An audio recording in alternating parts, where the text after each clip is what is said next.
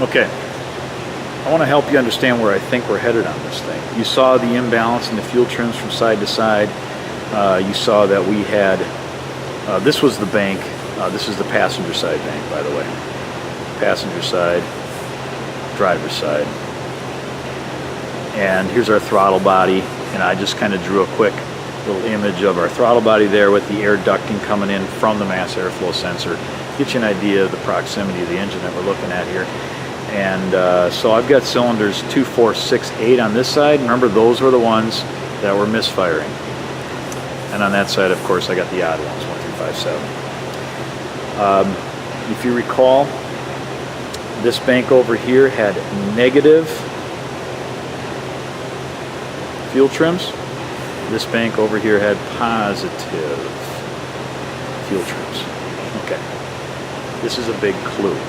Now, I didn't specify this earlier, but it's implied if I've got fuel trims for this bank and separate fuel trims for this bank, it means I've got an oxygen sensor on each bank.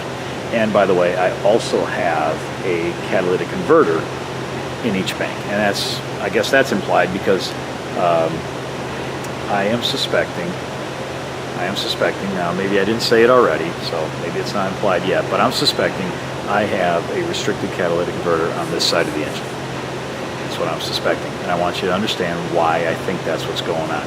It's really cool, the phenomena that happens here, and it actually makes a lot of sense once it's been explained to you. Okay, so hypothetically, I'm going to imagine we've got 80 grams of airflow going through the mass airflow into the engine. That's what's being reported to the PCM, the engine computer. Now, that's not an unreasonable number. That would be a number that was with a pretty good load on the engine. In other words, I'm into the throttle to get 80 grams. This engine, when it's healthy, wide open throttle out on the highway, this engine can flow 225 grams, just to give you an idea, maybe even a little more.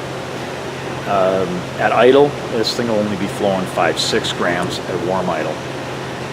So 80 grams is it's a fairly decent load, heavier load than just cruising down the highway probably, but it's a good number to prove this point because it's easily divisible by 8 obviously, and I'm going to show you why I want to do that. Okay, so imagine there's 80 grams of airflow going to the engine. That's what's being reported to the PCM. The PCM is going to assume that each cylinder is getting how many grams of air? 10 grams, right? 8 cylinders, I got 80 grams going in the engine. The computer is going to assume that I'm getting 10 grams in number 2, 10 grams in 4, 6, 8. Every single cylinder is getting its 10 grams of airflow when that intake valve opens, okay? So, it's going to inject fuel to support 10 grams of air. Makes sense. So the injector is going to be turned on for a sufficient amount of time to support 10 grams of air, get stoichiometric mixture out of each cylinder. Well, let's just say, like I'm suspecting, that the exhaust is restricted on this bank. So hypothetically, but not unreasonably, let's say that instead of flowing 10 grams into each one of these cylinders, since the exhaust can't get out, fresh air can't get in, and I'm only flowing 5 grams. Say I'm only flowing 5 grams. I'm going to circle those because I'm going to say this is what's actually going on, this is what the computer thinks. Okay, well, if I'm getting a total of 80, and I'm only getting 20 grams on this bank, 5 grams each cylinder, this bank would have to be flowing 15 grams per cylinder. Okay, so let's say that's what's going on. That would still total up to 80. So I got 80 grams of air going into the engine. The computer assumes that each cylinder is getting 10, but let's say realistically, I've got 5 grams going through this side, each cylinder, and 15 each cylinder on that side. Okay. What is going to happen? This side of the engine is going to be obviously lacking power and getting choked off because of the restricted exhaust. You might think, well, this side of the engine should run healthy, should be good. But hold on, let's take a look at what happens here. After this air is is burnt, combustion occurs, it's going to leave through the exhaust valves and at least try to go past the oxygen sensors, which we said we've got an oxygen sensor in each bank. And by the way, we got an oxygen sensor after the catalytic converters too, but we're only concerned right now about the oxygen sensors in front of the cats. So the exhaust exits the cylinders, exits the exhaust valves, goes past the oxygen sensors. What type of fuel mixture will be detected by the oxygen sensor for this bank? Now think about it. The computer thinks there's 10 grams of air, but there's only 5. It's going to squirt fuel for 10 grams of air, but there's only 5. That's going to be way too much fuel. It's going to be rich. This bank will be rich. Now, conversely, the computer thinks there's 10 grams of air going into these cylinders, but there's actually 15. It will inject fuel for 10. And we're actually flowing 15. So this bank will be lean. It won't be enough fuel. Not going to be enough fuel to support 15 grams, but it's only injecting fuel for 10. So this bank will be lean. Okay, well, what happens after the oxygen sensor reports lean and this oxygen sensor reports rich? Well, that's where fuel trims come into play.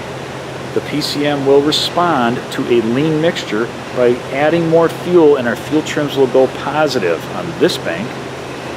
And on this bank, it will respond by taking away fuel because it sees it as rich, and the fuel trims will go negative.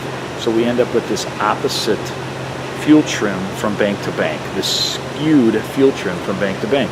Negative on this side, positive on this side. The bank that's got your negative trims is your restricted exhaust bank. At least that's what I believe is going on. And it makes sense. Okay? That's why we got the opposite fuel trims. So what we want to do next is what? Now we could drop the exhaust down, see how it runs. That might be easier said than done. I could cut the catalytic converter out of it. This one you really can't see in the cat unless you cut it out. Could do that, but I'd have to be pretty darn confident before I would do that. But a back pressure test would probably be a really good idea. Hopefully I can get the oxygen sensor out. Otherwise I could drill a hole and use a special rivet to get in there to do a back pressure check. I can even do a back pressure check by using an in-cylinder pressure transducer and putting that in the spark plug hole and doing a running compression test, and I might do that later on too, but right now we're going to do the exhaust back pressure check and take a look at what we get. So hopefully that oxygen sensor comes out nicely.